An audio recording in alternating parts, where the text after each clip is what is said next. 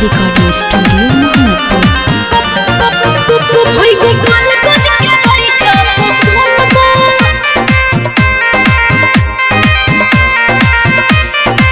कबले रहबू बबी तू कुंवारे, गौवा के लइका लाइन सब मारे। तहार काहे फटता बोलो का हो? कबले रहबू बबी तू कुंवारे, गौवा के लइका लाइन सब मारे। बोलो तहारा ए बाबू का गजन बा, शादी ओकर से करे के मन बा।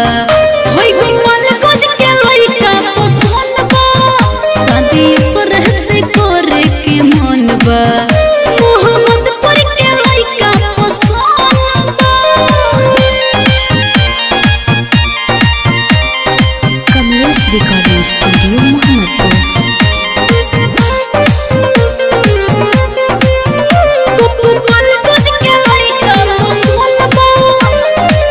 देलस मोबाइल हमरा के कीन हो, अब ना ओकरा बिना हमरा नींद हो। हर 2 बजे रात के बतियावेला का कही हो। जब मिले जालू तू रो, अच्छा बोला कई बार ले बारू गो।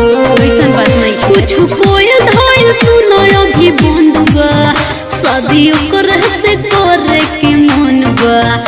एगो आरा के लइका पसंद बा, शादी ओकर से करे के मन बा।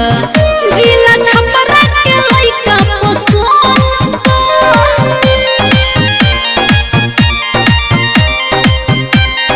Kamlesh recording studio Mohammadpur.